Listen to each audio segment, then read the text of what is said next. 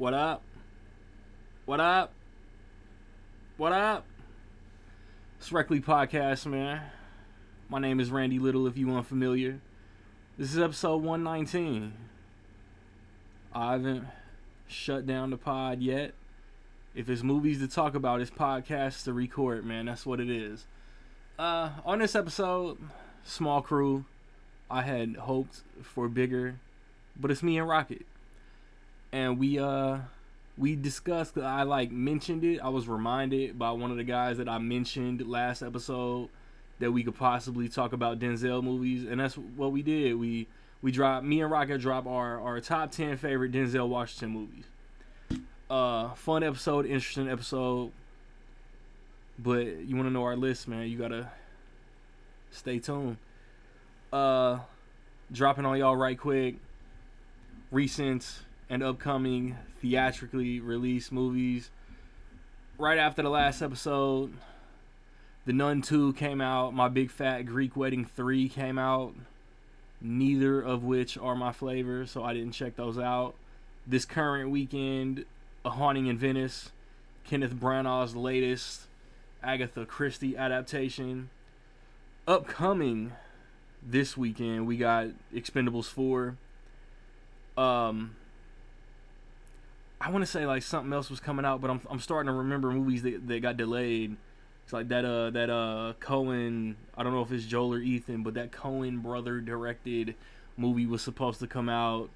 I think Dumb Money might be limited. I'm not sure. It's not in my theater yet. And then the weekend of the next episode, we got Saw X and we got The Creator, both of which I'm looking forward to. And then recently released on physical. Hey, that stupid fan stopped. I don't even know if you guys could hear it, but it stopped.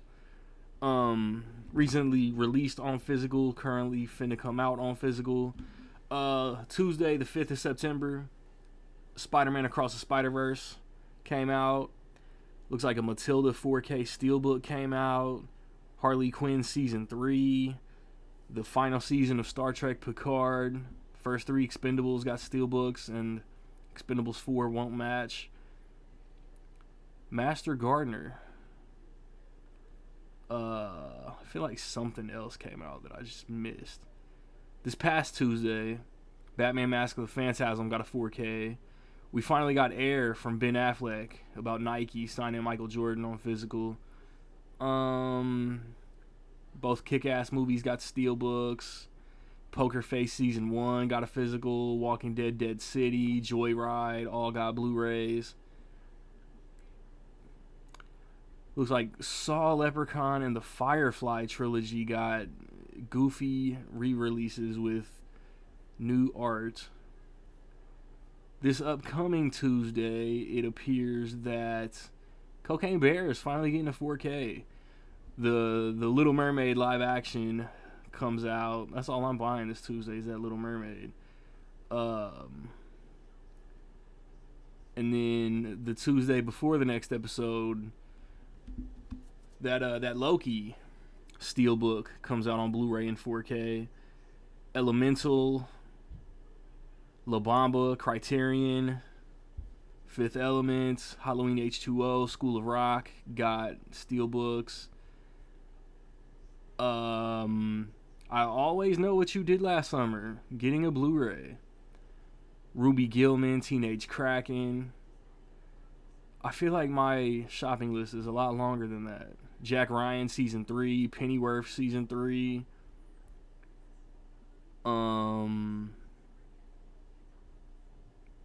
That looks like that's it for upcoming physical releases.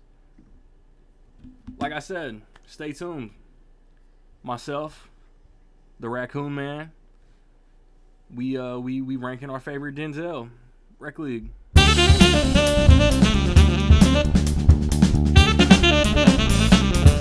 Back again, and you see the title. I explained what we doing at the top.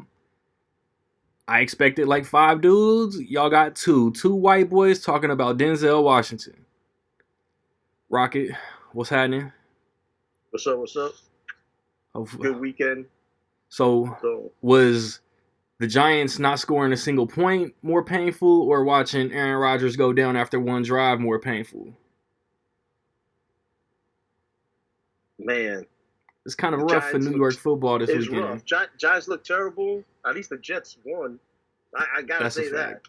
That's a fact. But yeah, Giants did not look good at all. I ain't Hopefully they bounce even back this week. I ain't even try to look into like, is there any kind of like news that we should cover? Anything stand out to you over the last 2 weeks? Not really. It's the downtime of the year. Like I said, all the summer blockbusters, all the summer movies is over. Moving into fall. Usually we have like some sort of, whether it's good, bad, or indifferent, Halloween movie or something like that coming up, and we don't have that this year in the Halloween franchise. You didn't see The Nun? And not like The Conjuring. Yeah, It's like not my it's flavor. yeah, and there's not really much. I think like this month, whatever's out there, if it interests me, I'll go watch it. But probably catch up like horror season, watch some horror flicks at home and all that. So I think the rest is like, in my opinion, the rest of September is full of bangers. yeah, Like we were saying before we hit record, like A Haunting in Venice is pretty good. that Uh, was solid. Old action heads like us got Expendables coming. Saw the creator looks amazing. My theater probably won't get dumb money, but I want to check that out too. That's the one I'm more anticipated out of the other ones. Like Expendables 4 is I'll watch it. We know what it's gonna be. Yeah. But the one I'm looking forward to that's coming up is Dumb Money. All right. I said that we should do like 10 Denzel movies, and we'll alternate 10-1, not discuss the overlaps. Like, why talk about the same movie twice? But I think we should embarrass ourselves first. What's that Denzel movie that you just haven't seen?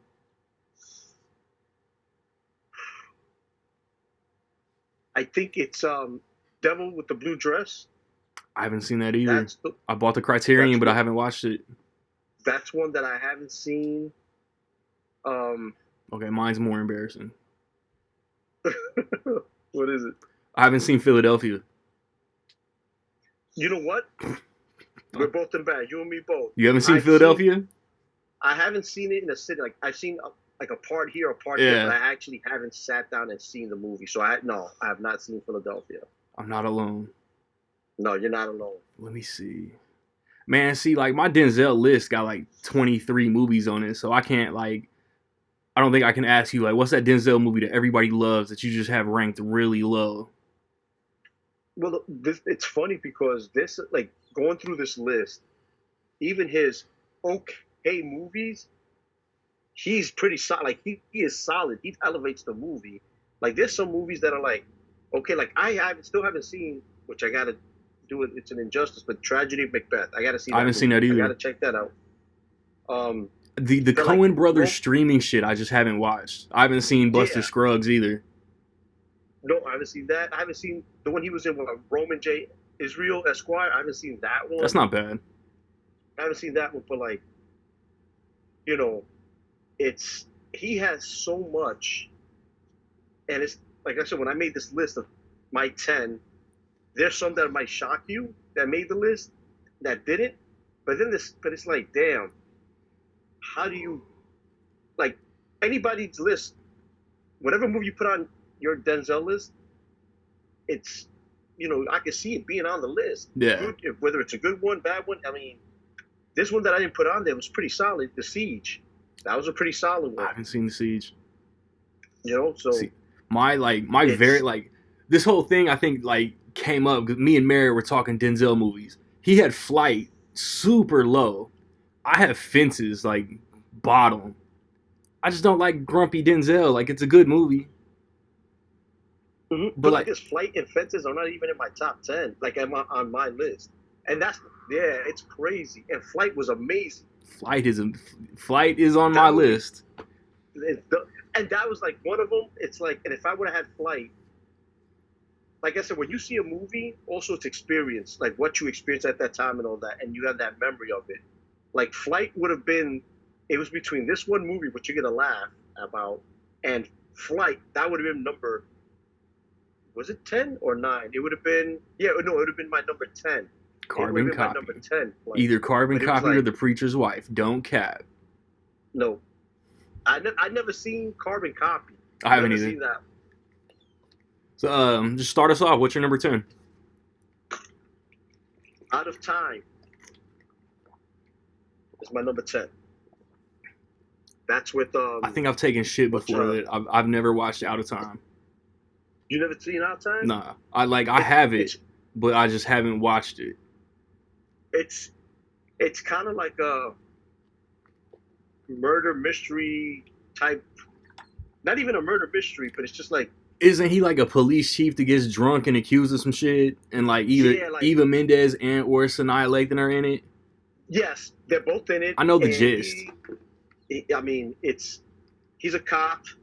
He's in some town in Florida, and it's like it's a small town. Everybody knows each other, and his ex-wife or separated is Eva Mendes, but he's having something on the side with Sanaa Lathan, and then her ex is Dean Cain. It's like a love triangle. Yes, sir, Dean Cain, sir. Swindle type deal, but it's interesting, it's intriguing, and all that. So that's my number 10. Yeah, like I'm gonna watch it. I just haven't. My number 10 is The First Equalizer. And I think we covered it 2 weeks ago. Mm-hmm. But it's just like the old Denzel got reunited with Antoine Fuqua, got into that lane of the old man whooping ass, but he was like mysterious, and it was just like. We've all seen The Equalizer. He helps those that can't help themselves, and the Russian sex trafficking, and super laying it on super fucking thick David Harbour. Every other line is fuck while he's spitting, and he's got the exhaust and hitting the watch and the dope fight scenes. Man, like y'all know, man, Denzel and Antoine Fuqua together is magic.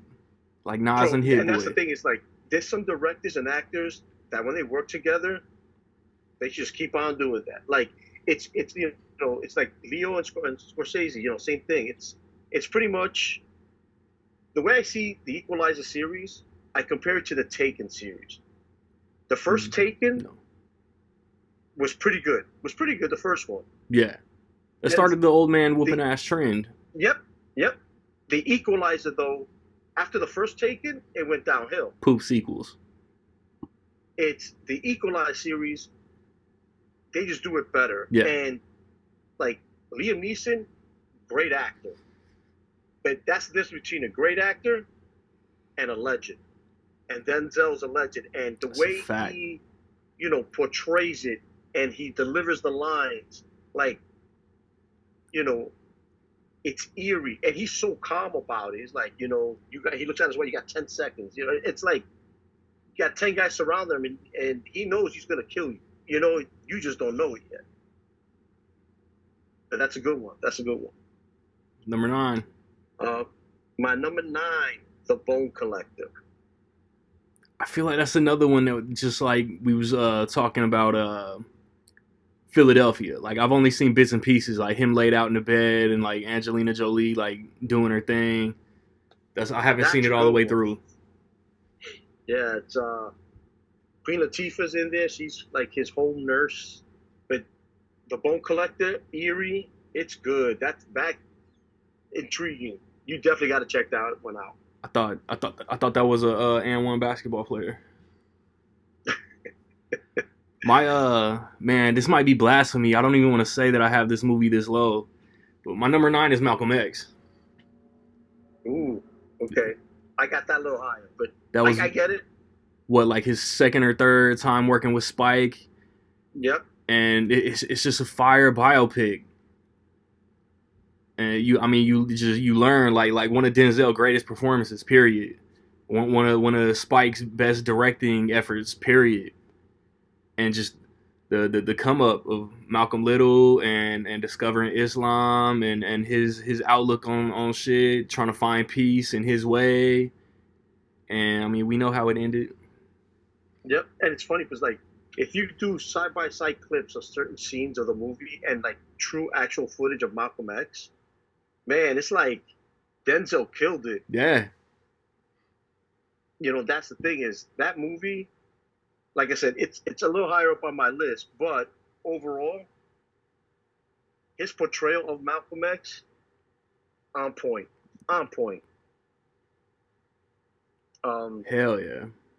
my number 8 is Remember the Titans. I have that at 2. Yeah, yeah. So, Okay. I mean, I don't think we're gonna repeat discuss the same movies. So Yeah, yeah. where did you have Malcolm X? I had Malcolm X at number 3. Okay. Yeah, Yeah. Malcolm X is my So third. I Remember the Titans number 2. It's my favorite sports movie ever.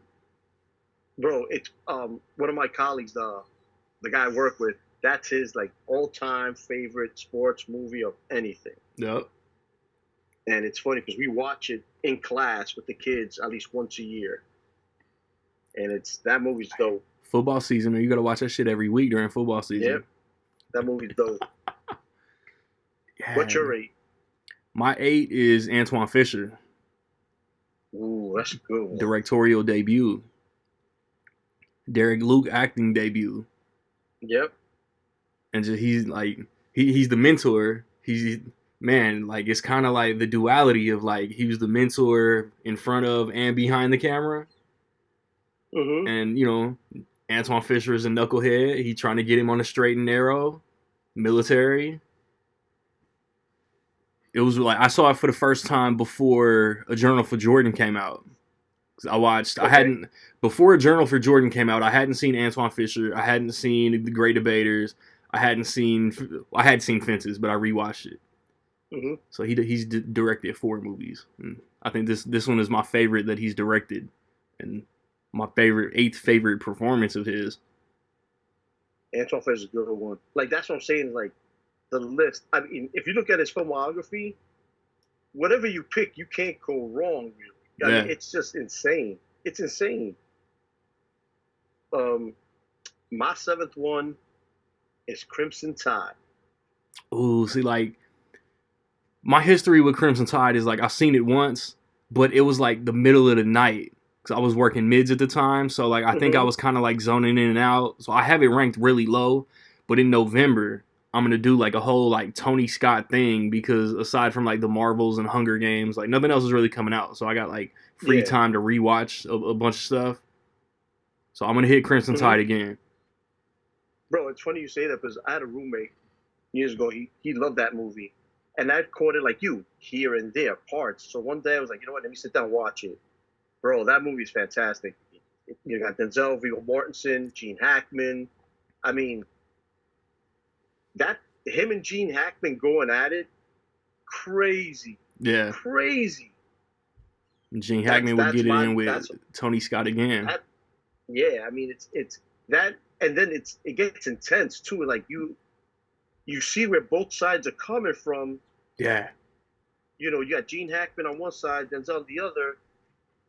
You just and you're like, as an audience member watching this movie, those are the 2 headliners.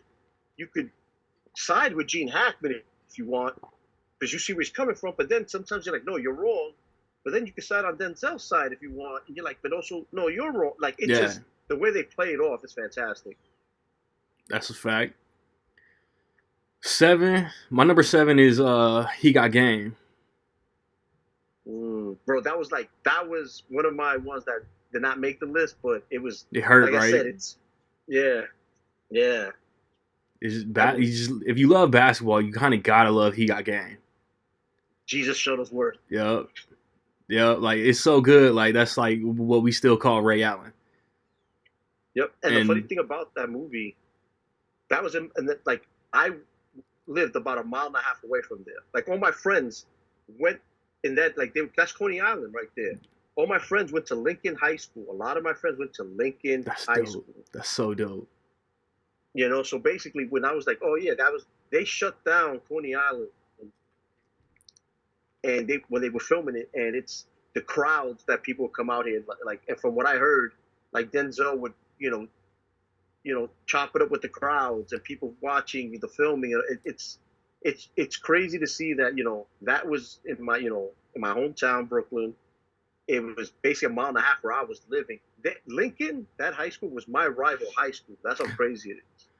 That's my Bruh. rival high school. But Yeah. just the, what's the word? Kind of like the dictatorism of just trying to like push your kid to be great.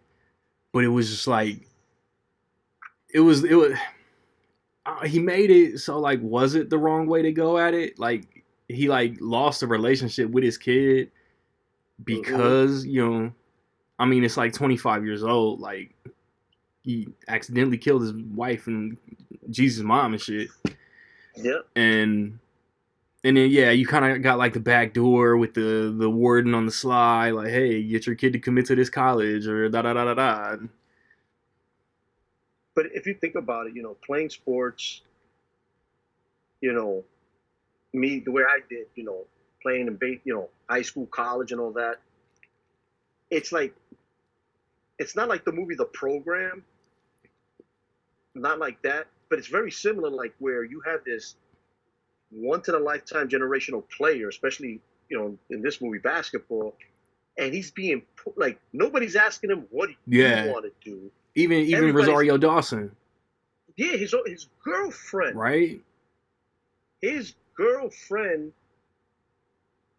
is trying to sway him one way, and meanwhile she's cheating on the side with some dude. Bruh. And it's like it's just no loyalty. And that's the thing. It's he didn't even graduate high school, and people were trying to already use him because they saw what he was going to be. Exactly. Like you said, the warden. If you have tells Denzel, if your son comes to state, he lowers his sentence. Then you had what's his name? He was driving around all over Coney Island trying to be like his agent and all that. It's hilarious. It's just Rick Fox in the movie. Leeches. It's just you have to. He decided what he wanted to do, and the end in a sense, but everybody pulling him all over the place. That hurt not putting that on my list. Trust me. Man. But your list is solid so far. So like let's go back and forth on number 6 and then we break. Okay. Number 6. This might surprise you. It's a comedy kind of. It's a take on Shakespeare. Much Ado About Nothing. Oh, see, like I was looking because we hit the Orient Express, Death on the Nile, Haunting in Venice. I was on Blu-ray.com and I was looking at Kenneth Branagh directorial like shit that's on Blu-ray. I was like, bro, I haven't seen Much Ado About Nothing. That's a strong ass cast, and Denzel in that shit, man. I kind of want to buy that. That's how I seen it because everybody kept talking about this movie. I've never seen it until I think I seen it the beginning of this year because I bought it right after Christmas. This past Christmas, I bought the movie. I'm like, I gotta see this movie. I gotta see it.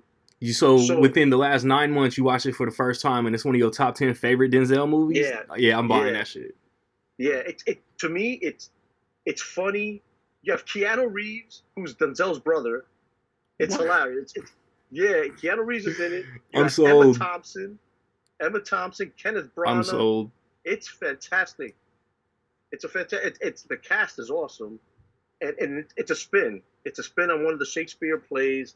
But the way it's portrayed, and they talk in those Shakespeare lines as well.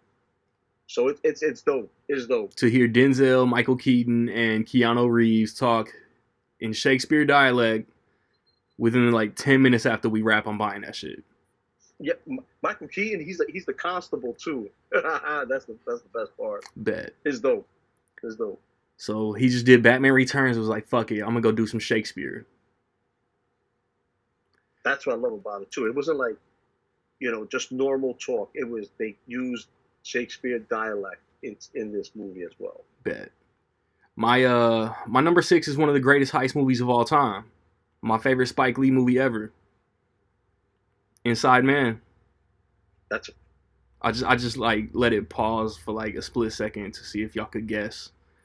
Yeah, man, I think this was the first time that I recognized Chiwetel Ejiofor.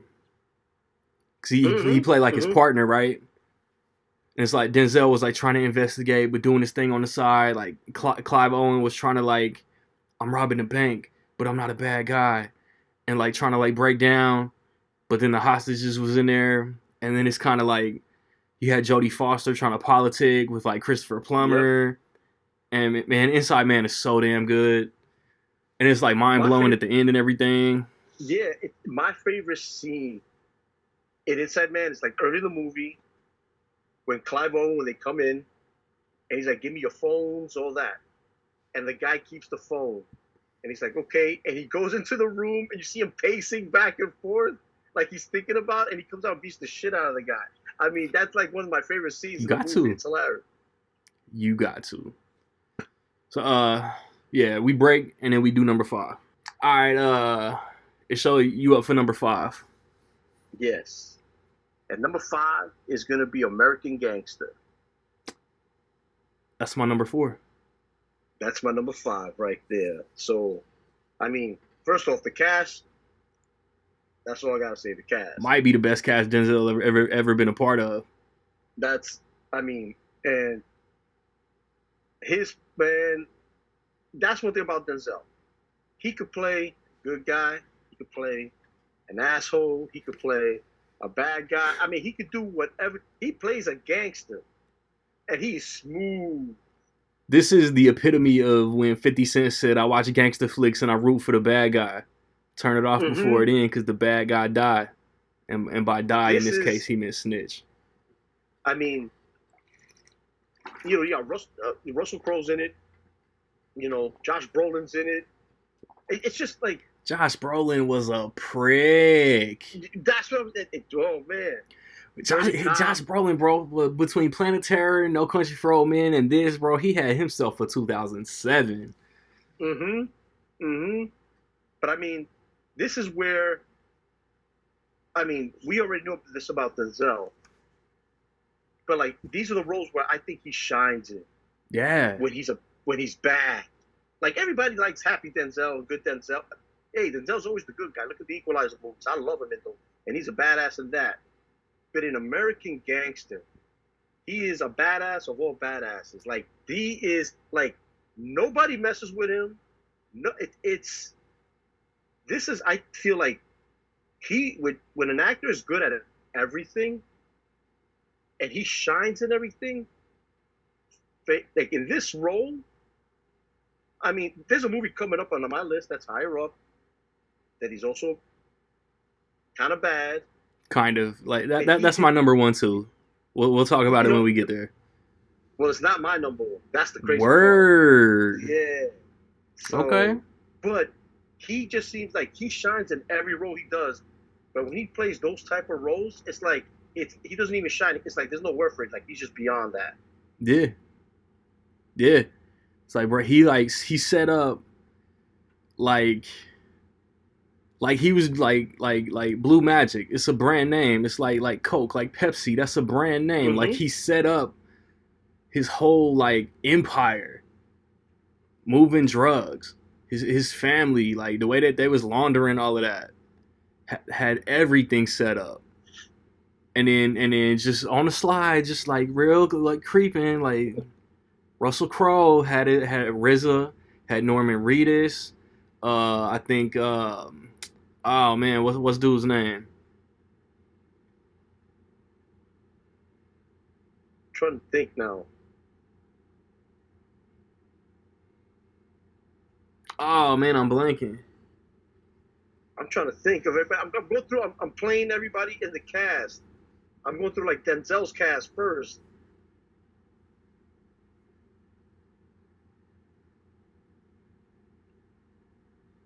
Who the hell?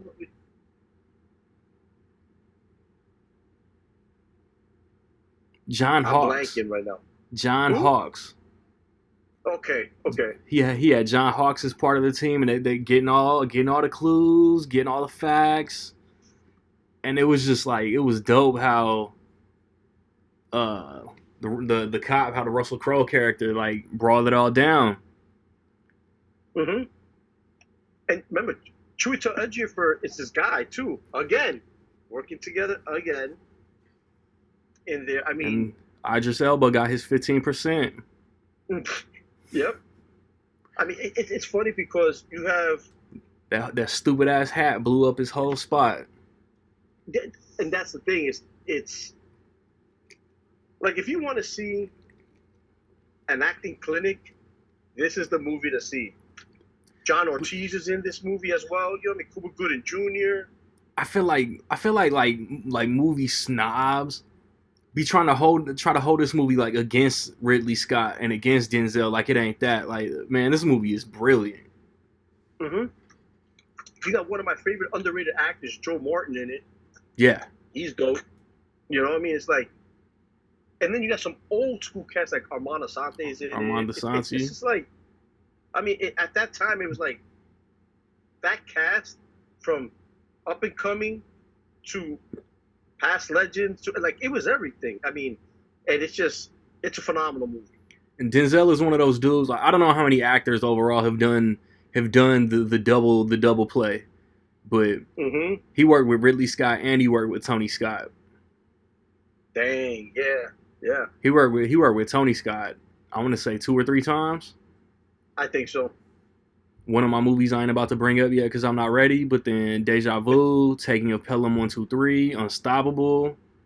Bro, to 4. And that's the thing, it's like Deja Vu, I enjoy that movie. I think it's a fun movie. Yeah, Jim Caviezel in it, you know. Paula Patton. You know, it's that movie is Val Kilmer's in it. I mean, it's a fun movie. I enjoy that. And I was contemplating on having that as like my number 10 list was like I can't even tell you how long. Like Deja Vu is one of those I was going to first time watch in November. Tony Scott, like I said earlier. I just wanted to say hi to Paula Patton.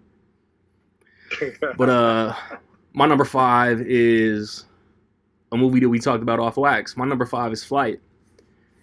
Dang, and see, like, this is one where, like you were saying, like, he's kind of antagonistic. He's a good dude. He just got demons. Yes. You know what I'm saying? And, like, it's kind of like a fictionalized, like, Sully. Like, there was plane malfunction. I see that. Yep. There was plane malfunction, but he was skilled enough in his job to where he saved a lot of lives. But then after the trial, running the blood tests, it was some intoxicants. And like Don Cheadle, bro, this is one of my like favorite like off the wall John Goodman roles. Well, he was John Goodman was fantastic in this. Right? Kelly Riley, Haunting in Venice. Yep. Like this is a really good movie. Like this is underrated to me as far as Denzel and Robert Zemeckis goes. And to be honest with you, with Flight, it's a little bit heartbreaking because you had, you know, his name is Whitaker in this movie, which is fantastic, awesome name. But like, he plays that role, and you know he's going through this whole issue right now. But then he meets Kelly Riley, who's going through her own stuff, and they actually help each other out, mend each other. And what was heartbreaking about it, I was hoping that they would end up together. Yeah. You know, and it also goes to show you how messed up, like, the airline service is, because for sure, when that, you know, they don't count the crew as passengers. You know, when like nobody died, that was like, what? 2 people that, yeah, but they don't count that. Yeah, I'm like, what? So those people don't count? Like, that's kind of messed up. Yeah, that's bullshit. Like, their lives don't matter, bro. They're on that plane too. Yeah, I mean, that movie's fantastic. Like, that's what I'm saying is like, this is what I love about this list is your list has stuff that I don't have. That I like I said, my 10, like number 10 spot was between like 15 movies. That's what I'm saying though. Between like me, you, Eric, Nick, maybe even Merritt. Like I have no idea what Merritt's 10 would have been because he ain't chopped it up with us as much on wax as the like the main 4 of us. But like I feel like I have the most normie 10 of all of us. Cause like I said, like you got 2 or 3 that I haven't seen or just didn't crack, and I feel me and Nick have really similar tastes, but he would have snuck 1 or 2 in, like spoiler, like John Q is not on my list. It's number 12. That's not on mine. Word. So, damn. So the title of the episode just didn't make either one of our lists. But it would have been on somebody's shit. But then it's I agree. Like, I agree. it pains Eric, me. Nick, yeah. Book of Eli. I love Book of Eli. That's my 11. I love Book of Eli. Safe House, Two Guns. Like you were saying, like Crimson Tide made your shit is low as fuck on my list. Like that's why I wish like more of us could have got in here today, because the variety would have been, because it's Denzel. Like there's no wrong Denzel list. Yeah, and like even like him and Liev Schreiber and the remake of The Manchurian Candidate. That was another goal. You know, there's so like it's unstoppable with Chris Pine now. But it was entertaining. Yeah. You know what I mean? It's there's movies there that I guarantee that, you know, Merritt would have had, Eric or Nick, that, oh damn, that movie's there. Or, oh, you know what I mean? Like, you know, it's just crazy how it would have been interesting to see everybody's list. If everybody could have made it, you know, how different and unique everybody's list would have been on who had what that didn't make it and who had something that did make it. Facts. So, just pulling a rabbit out the hat. Mm-hmm. I know I'm right, so don't lie. Your number 4 is Virtuosity. No, but I did enjoy that. I own that thing. I love that. That was Russell Crowe's first, I think, big screen appearance. I think probably. Yeah. That was that movie. That's a fun movie. That's an enjoyable movie. But my number 4 is Man on Fire. That's my number 3. That's my 4. Man on Fire. That movie. Damn, so you already hit my next 3 movies. I won't talk much about, but like, it's, you know, young Dakota Fanning. Yep. You know, also great to see them together in Equalizer 3 working again. I mean, from what I heard when they did an interview, which I'm trying to find, I can't find it anywhere. But people say when she walked in the room, Dakota Fanning, Denzel didn't even say nothing. He got up and just gave her a big ass hug. Oh man, like I'm sure like they bonded making Man on Fire. Like she was what, like 8 years old? Yeah. You know, so but man, and that, you know what's crazy about that? I've watched that movie so many times. It's so good. And you've probably done this too, Randy, like all of us, Eric, Nick, Merritt. You know, it's like you think you have a movie in your you know, collection, and then you realize, oh damn, Man on Fire is a movie I don't have. How I don't have that? No idea. And I've seen that movie a bunch of times. And that's the end of our podcast this week. We'll have a Rocket replacement in 2 weeks. I honestly thought I had that movie. I'm like, oh, I got this movie. And like, I'm going through my. I need to check. I realized that this weekend when you were like, yeah, we're gonna do Denzel. I was going over my stuff last night, and I'm like, how do I not have Man on Fire? That's my number 2 favorite ranked Tony Scott movie. That movie, like I ordered it last night. After I figured that out, I went upstairs, got on Amazon, ordered it. Had to write that wrong with the quickness. Yeah, I'm like, what? Bruh, it's just crazy. It's like it's Man on Fire was the Equalizer before the Equalizer. Like he was such a fucking badass. And like it's a remake, right? Or is it just coincidence that there's another movie called Man on Fire? I think I honestly don't know, actually. That I don't know. So where's Eric when you need him? But it's like, yeah, like he didn't want to take the job. He's basically babysitting this little girl. They bond. She disappears. He goes on a fucking tear, bro. Like when I was watching The Equalizer, and I told y'all, like there's multiple times in the Equalizer franchise where he could have just called back to Man on Fire with one of them quotes, bro. But like, I wish you had more time. Boom. Man, I love that shit. And the end, I mean, it's almost 20 years old, so there might be some younglings out there that haven't seen it. I don't want to like spoil the shit, but like the ending is heartbreaking as fuck. It is. You have Rhoda Mitchell in it, Mark Anthony, Christopher Walken's in it, Mickey Rourke. I was about to say Mickey Rourke. Oh man, you know, like his cast that he works with, Man, it's just Yeah. unreal. Unreal. Hell yeah. So that was your 4. My 4 was American Gangster. What was your 3? My 3 is Malcolm X that we Okay, talked we about already already. hit your 3. My 3 was Man on Fire. What's your 2? Your 2 has to be Training Day. It is. Because that's my That's 1. my. That's your one. That's my 1. My two is. My two is Training Day. I mean, shit. What's there to say about that? I mean, that's the dope thing about it is when they did that movie, and you know this. For the people out there that don't, those were true like bloods in the Yeah. movies, and they worked with them in the neighborhood. Dude, that had to have been like a David Ayer thing. Like David Ayer had to have had an Yes. in with like the Bloods in the area and just like hired them to be extras or some shit. And then I saw something. It was probably like an Instagram reel or a Facebook reel or some shit with Terry Crews explaining how he got on set. And I don't remember the story off the top of my head right now. And the crazy thing is Homeboy from the Bloods, who's the main guy talking. He's been in other stuff as well, here and there, like some movies thrown in here and there. So I mean, but Training Day, what's there to? If you want to elaborate on that, that's your number one. Go ahead. Smiles and cries. Man, it's Smiles and that was cries. the first time I think that was the first time I truly saw Eva Mendes. Oh, for sure. Yeah, because like I had friends that lived like, I don't know, there was kind of like a field in the cut behind where I lived, and there was a house there, and I had 2 friends that lived in that shit, and they were like a Night at the Roxbury guys. So dude, this shit is lame.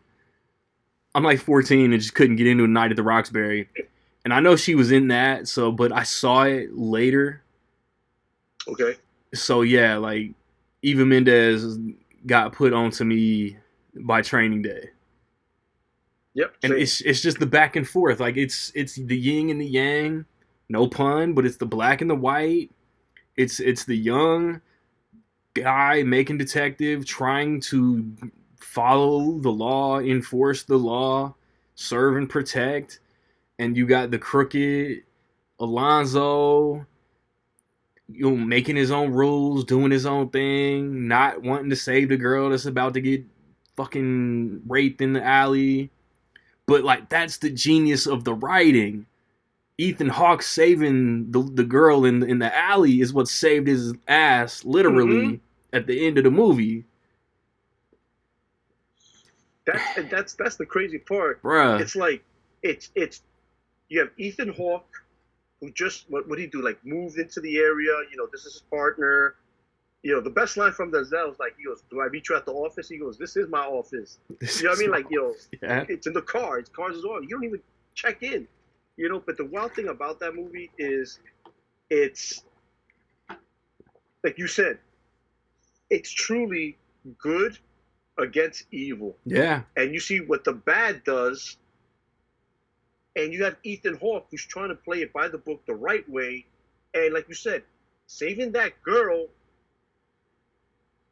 is what saved his life later on in the movie. I'm taking cases out on they would all chop you him up in that motherfuckers. bathtub. Oh, they was ready. They was ready. Man. Oh man, I was like, when I saw that girl, in that scene, I'm blanking on you names. better say something. Right? I'm blanking on names, man, but Cliff Curtis is the dude that plays like the Fantastic. main. Yes. Hell Fantastic. Yeah. And then you got guys like Scott Glenn, Tom Berenger, like they were the higher ups who Denzel was talking. Like the funny thing about it was Snoop and Denzel Dre was not only, exactly. It's the movie's what, 20 years old already. When did this come out? 22. Okay, 22 years old. Okay. So, spoiler here, but Denzel wasn't just a dirty cop. He was fucking everybody over. Yeah. Denzel was for Denzel. Denzel was for Denzel in that movie. Yeah, he gave his crew a little piece of the pie here and there, but at the end of the day, if you think about it, he was manipulated because he got a crew that's just like him. So if they're gonna rat him out, you're all coming down with him. Yep. So he's protected, and he's just trying to get over on everybody. Macy Gray That's the knew. crazy, it's like, and that's what happens when he plays a guy who thinks he's the law, he's above the law. Yeah. Yeah. Thought he was untouchable. And that's the thing, like I said, I look at the end with the neighborhood. He thought, I got stuff on you guys, you protect me. Ethan Hawke does the right thing, and everybody was tired of Denzel screwing them over. That's what it's just that movie's. I mean, there's not much to say about that. Yeah, bro, that's Antoine Fuqua's, masterpiece, bro. The creme de la creme right there. Damn. So let me see. That was my 1. That was your 2. Yeah. We already hit my 2. So what's your 1? Another great cast, young Denzel, Glory. Haven't seen it. But I'm not a big war person movie. Yeah. Like I got Black Hawk Down. I got other things. Glory is my ultimate favorite war movie. Like, I'm a veteran, you know what I'm saying? I went overseas, you know what I'm saying? So, like, I consider war movies like real life horror movies. And I didn't see Saving Private Ryan until like 5 years ago. I saw Lone Survivor when it came out. And that's what kind of got me like, man, like this was kind of good. Like, let me check out some more movies. But like, I own Glory, I just haven't sat through it. That movie is phenomenal. I mean, you have Carrie Ells, you got Matthew Broderick, one of my favorite actors of all time, Morgan Freeman, Andrew Brower. I mean, the list goes on. And there's probably other guys I'm missing in there too. Matthew Broderick? That movie is phenomenal. Like, to me, it's when I saw that movie in history class. Like, here's a movie to watch. We're going through,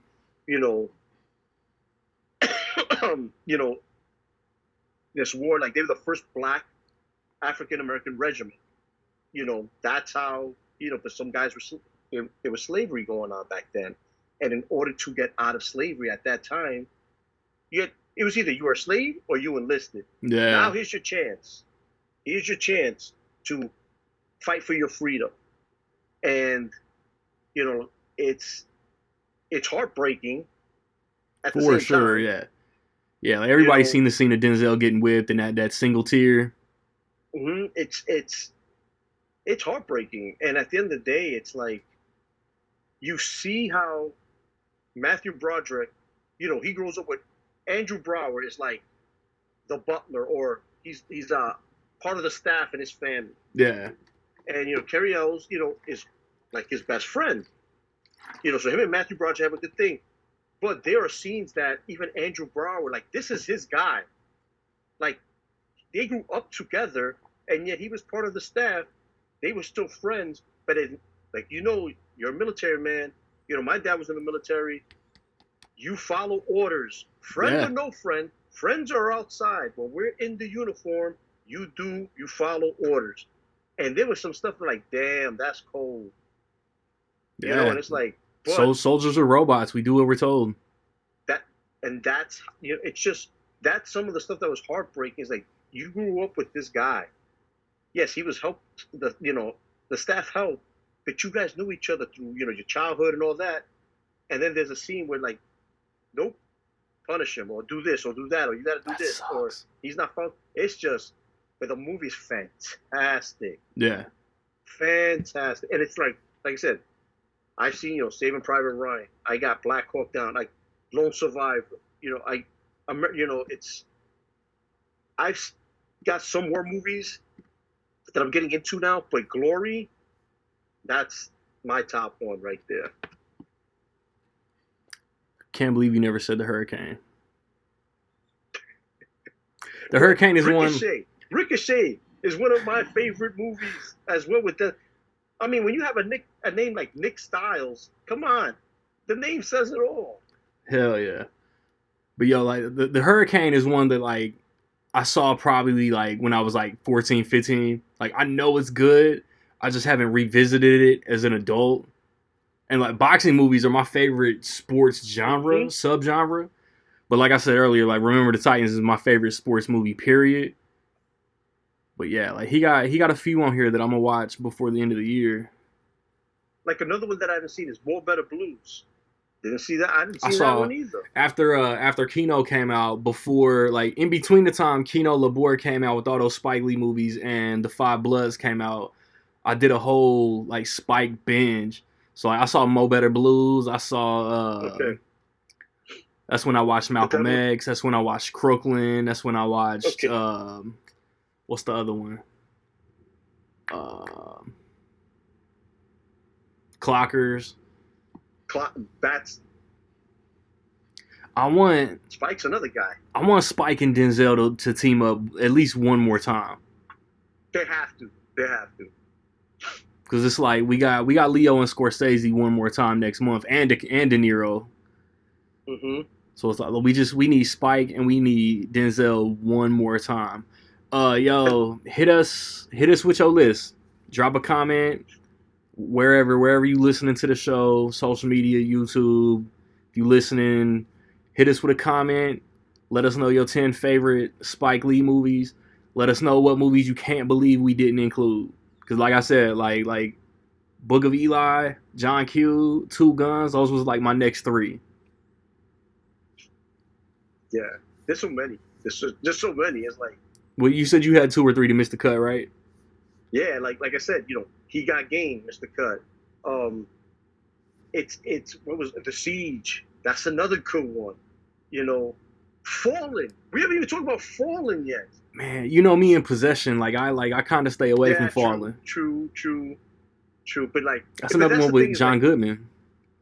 Yeah, I mean it's when it comes to Possession, like to me, like The Exorcist, that's Possession. Yeah. I'm like my wife, she can't watch that. I get it. But like that sort of Possession is like. Have you seen the movie Truth or Dare? No. Good. Be happy. I own it. It's not good. Trust me, it's not good. But it's kind of like in Truth or Dare, they play a game, but if you do this, and it's like it has to do with this cup. But if you break the cup, the spirit gets out. But it's not like that Possession like Exorcist. It's just you die. It's like Smile kind of. Yeah, I'm on the fence if I'm gonna check out Smile. But I'm on the fence too because I haven't seen Smile. But I heard it's good as fuck though. Speaking of Smile, y'all can smile because next episode we gonna do the 4th quarter preview. Whether it's me and Rocket or if the dudes who say they was gonna partake actually show up. So yeah, that'll be we'll talk about what does or does not come out in October and then November and December. Oh shit. Did you watch the Aquaman trailer? We should have done this at the very beginning, but what'd you think about the Aquaman trailer? I don't know what to think. To be honest with you, because facts. It's like I know Momoa is gonna be Momoa. I know he's gonna kill it. But at the end of the day, it's like the visual effects looks cool, but what is this about? Exactly. Like I think it looked like based on the 2 or so minutes we saw, it looks as good as the first one. Yeah. But exactly. There's gonna be some like James Wan element of goofy. I've never read an Aquaman comic in my life. I just think these characters look gnarly. And I'm hyped for Black Manta. I don't care that he got a job. I don't care about Amber Heard's screen time. I just want a good movie. And it's like it's gonna be the last of the DC movies that doesn't count. And I was telling somebody, I think my dog at work, if these movies don't count, James Gunn, Safran, and Zaslav, Warner Brothers should have never fucked with them at all. They should have just, whatever the director's initial vision was, Michael Keaton this, Batgirl that, Ben Affleck, they should have just gave us what the director originally intended. We know it's not going anywhere, so give us, something to enjoy. So, who knows? Aquaman probably won't even have a post-credit scene. like I still have to pick up, Shazam: Fury of the Gods. I still haven't picked that up. I'm gonna pick that up yet. But I was hoping that, you know, with these movies they would have done, okay, this is the theatrical. We cut these scenes out, but then they were giving us the unrated version or the uncut version with the theatrical. So now you can see why they should have been. That would have been dope. And what it is, that would have been dope. That would have been dope because like we could have seen that Wonder Woman 3 setup that the Flash was supposed to have that wasn't going to lead to nothing. Yeah, but that's the thing, and I think, I love James Gunn. I believe in James Gunn. I think he's going to take the DC in the right direction. But I think, and like I said, not speaking for anybody, maybe those guys are not smarter than I am. But at the end of the day, if it was me, what I would have done would have been, when I made the announcement that I'm taking over, I would have pretty much just said, let's see what happens. Nothing is for sure. And you could have still done what you were going to do behind the scenes. And I guarantee you, movies like Shazam would have made a little bit more money. Movies like The Flash might have made a little bit more money. Wouldn't have bombed. Because now, like even Aquaman, the first one made $1 billion. This thing ain't hitting $1 billion. I don't think this one's hitting 500. Bro, it's the last movie to make over 500 million was Aquaman, $1 billion. Yeah. No other DC movie has made even 400 million. Black Adam's the closest. I'm just trying to think about that December competition. Like, I know Color Purple's coming out. There's an Illumination animated release. Rebel Moon will be on Netflix, but Netflix, yep. Oh man, like what's the huge December release this year? Is it Aquaman? From what I know, it's Aquaman. And that's the thing is like it might do decent for a lack of competition. Like motherfuckers love Momoa. Yep, they do. And my whole thing about it too is this: I'm happy James Gunn, announced what their plan is. Fantastic. But bro, he just thought saying that they were all phenomenal films was going to be enough for everybody to put their ass in a seat and buy a ticket. No, sir. No, I think he should have been like, kept it down. He should have made his announcements, like that announcement, this upcoming year, like after the holidays. Now, because all the DCEU movies are out, you know what? They didn't do well, this and that. What? Because even with Black Adam, you're trying to get Superman back. That shit flopped. But at the end of the day, though, it still made $393 million, almost $400 million. That's the second highest DC total since Aquaman. That's crazy.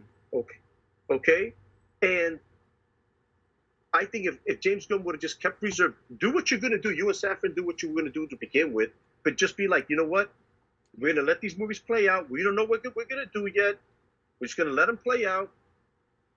And we'll see. And like you said, if they already knew this wasn't going to go anywhere, just roll the dice. This is what the creator of, because now you're fucking with somebody's work. Yeah. It's like, it's like, but they like the Flash so much that Andy Muschietti's supposedly doing the Brave and the Bold movie.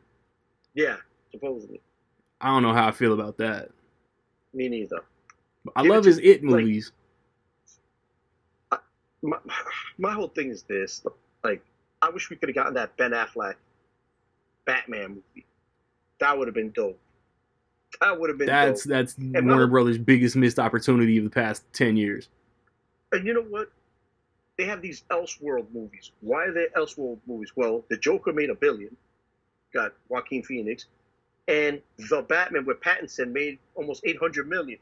That's why they're getting Elseworld. Because I'll tell you this right now: if those two movies would have made like $500 million each, there ain't no Elseworld.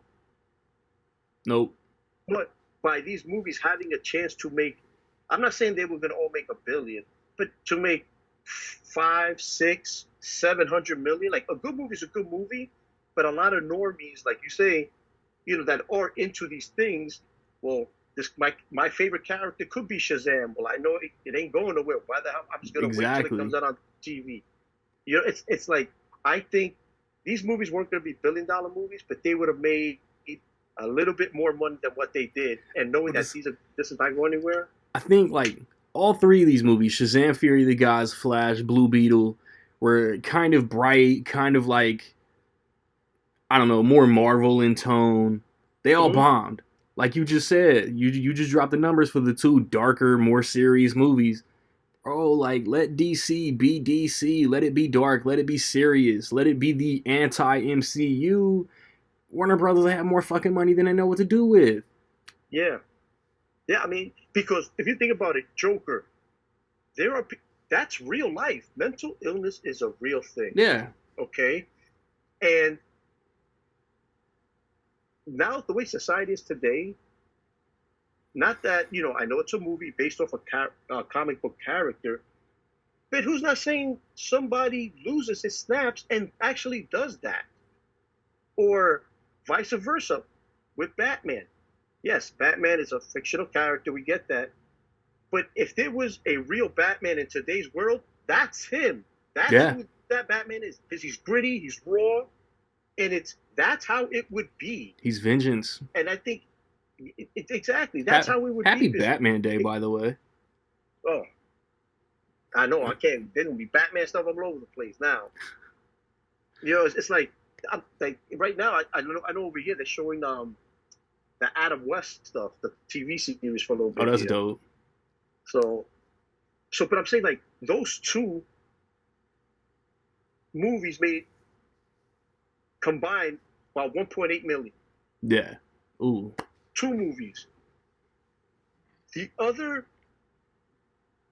you take Black Adam, Blue Beetle, Shazam, Wonder Woman 84. I don't think they combined for $1 billion. I mean, maybe $1 billion. Maybe. That's crazy. What's the name? Before we close out, one more Denzel question. Mm-hmm. Who is somebody, like a director, that you would like to see Denzel work with that he hasn't? Because I'm thinking like Spielberg, Edgar Wright. I know Tarantino is never gonna happen, but it would be fire. My two is Spielberg. To me, he's the best, and Ryan Coogler. Yeah, Denzel and Ryan Coogler needs to happen. Those are my two. Spielberg. You mentioned something like that. Spielberg. It's automatic. That's automatic to me. Love Spielberg. That's my guy. But take that away, it's Ryan Coogler. I like it.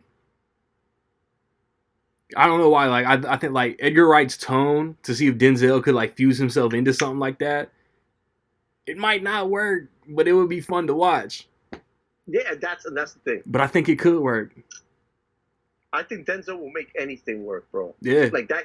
I mean, he just did a Shakespeare movie with Frances McDormand, The Treasure Macbeth. Yeah, that's basically Denzel working with the Coen brothers. I know only like one of them, like Joel. I don't know if it was Joel or Ethan, but one of them directed it. Mm-hmm. Joel. But still, I mean, I think he can work with anybody, bro. Yeah. Yeah. I think like the way that he did the Roman J. Israel character would be something like how he would fit into one of those more quirky, tonal movies. You know what I'm saying? Because like he was good in that. But that's it for this ep. Like I said, 2 weeks from now, 4th quarter preview, October, November, December. Drop them comments. Let us know your favorite Denzel, and I'll be back to wrap it up. We'll be back in some 2, 3, 4, 5-man discussion in 2 weeks. It's Rec League.